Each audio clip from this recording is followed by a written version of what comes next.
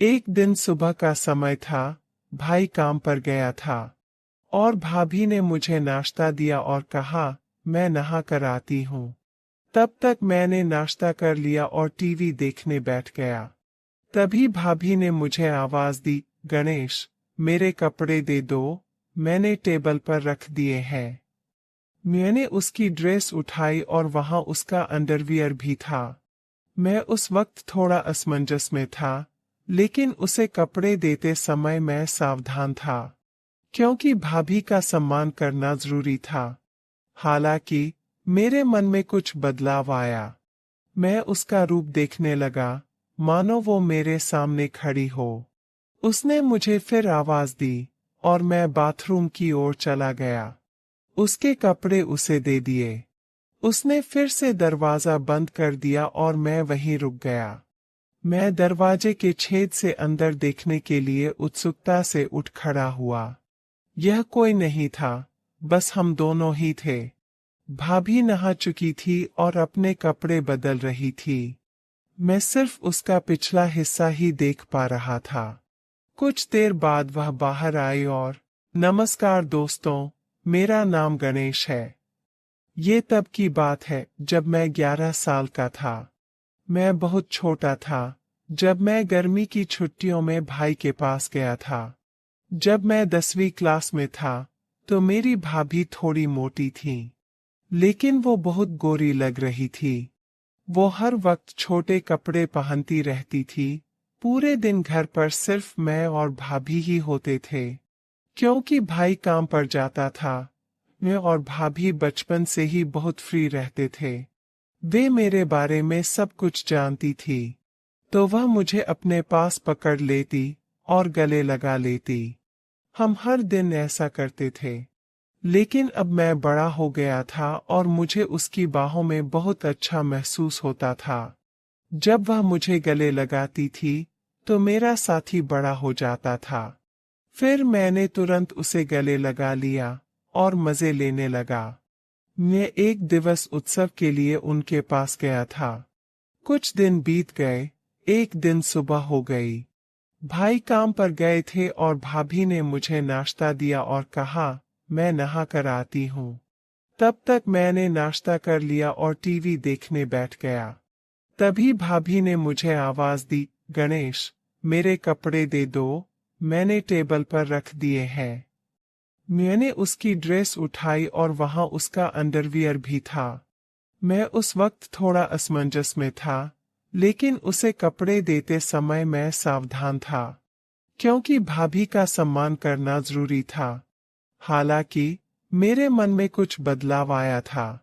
मैं उसका रूप देखने लगा, मानो वो मेरे सामने खड़ी हो। उसने मुझे वापस बुलाया और मैं बाथरूम की ओर चला गया। उसके कपड़े उसे दे दिए। उसने फिर दरवाजा बंद कर दिया और मैं वहीं रुक गया। मैं दरवाजे की दरार से अंदर देखने के लिए उत्सुकता से उठ खड़ा हुआ।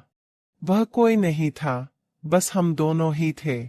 भाभी नहा रही थी और अपने कपड़े बदल रही थी। मैं सिर्फ उसका पिछला हिस्सा ही देख पा रहा था। कुछ क्षण बाद वह बाहर आई और मुझसे बोली, गणेश, तुम भी नहा लो। मैं तुरंत वहां से निकला और नहाने लगा। अंदर भाभी का अंडरवियर लटका हुआ था। मैंने उसे हाथ में ले लिया और उसकी महक में खो गया। नहाने के बाद कमर पर तौलिया लपेटकर बाहर आया और बोला, भाभी, मेरे कपड़े दे दो। भाभी ने मुझे कपड़े दिए और मैं जल्दी से कपड़े पहनकर तैयार होकर रसोई में चला गया। भाई काम पर जा रहे थे। भाभी रसोई में दोपहर का खाना बना रही थी। जब मैं वहां पहुंचा तो उसने मुझे गले लगा लिया। उस वक्त मैं उसके करीब रहकर खुश था। मेरे मन में कहीं न कहीं ऐसा होने लगा। मैंने उससे पूछा, क्या मैं कोई मदद कर सकता हूँ? उसने उत्तर दिया, नहीं, तुम यहीं चुपचाप बैठे रहो। फिर वह बातें करती, हंसती खेलती, खाना बनाती। दोपहर के भोजन के बाद हम बिस्तर पर चले गए। भाभी चादर ओढ़कर सो गई और बोली, गणेश, तुम भी मेरे साथ सो जाओ। मैं आज बहुत थक गई हूँ। उसकी आवाज में कुछ खास था और उस पल कई सवाल खड़े हो गए। वो बोली, बदन भी बहुत दर्द कर रहा है। मैंने तुरंत भाभी से पूछा, क्या मैं आपके शरीर को दबा सकता हूँ, अगर आपको कोई दिक्कत नहीं है तो। उसने नहीं कहा। मैंने फिर पूछा। मैं उसके पीछे पड़ा और बोला, भाभी बोलो, दर्द हो रहा है तो दबा दूं। उसने कहा, ठीक है। मैं धीरे धीरे उसके पैर दबाने लगा। उसके घुटनों तक पहुंचकर मैं रुका और अब उसकी वह चीज दिख रही थी। मैंने उससे पूछा, भाभी ऊपर भी दबाना है क्या? तो वो बोली, हाँ दबाओ, मुझे आराम मिलेगा। धीरे धीरे मैंने उसके कपड़े ऊपर उठाए और मैं उसका आकार देख सका। उस दृश्य को देखकर मुझे एक अलग ही अनुभव हुआ। उसी पल मेरा ध्यान उस चीज पर रुक गया और मैं पूरी तरह से भ्रमित था। गणेश, अब रुको, मैं भी तुम्हारे पैर दबाती हूँ। तुम्हारे भी पैर दर्द कर रहे होंगे। वो मेरे पैर दबाने लगी और उसके नाजुक हाथों के स्पर्श से मुझे बहुत अच्छा महसूस हो रहा था। उसने मेरे पैरों को दबाते हुए मुझे आराम दिया और फिर हम वहीं सो गए। अब मुझे थोड़ा बेहतर महसूस हुआ। फिर भी मैंने उनसे पूछा कि भाभी, क्या मैं आपको गले लगा सकता हूँ? भाभी ने मुस्कुराते हुए जवाब दिया, क्यों नहीं, लगाओ। तुम ऐसे क्यों पूछते हो? हम दोस्त हैं ना। तुम्हारा आलिंगन मुझे एक नई गर्माहट देता है। वह बहुत होशियार थी और सब कुछ जानती थी। मैं छोटा था। गले मिलने के बाद हम दोपहर को सो गए। दोपहर को हम अच्छी नींद सोए और शाम को जाग गए। सब बातों का ध्यान रखा गया क्योंकि शाम को मेरे भैया आ रहे थे। भैया काम से आए और हमने खाना खाया।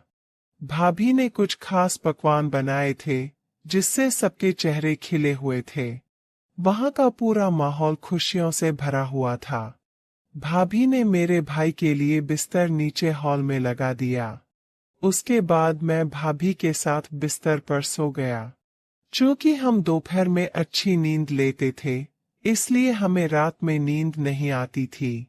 रात के 2 बजे थे, फिर भी मुझे नींद नहीं आ रही थी।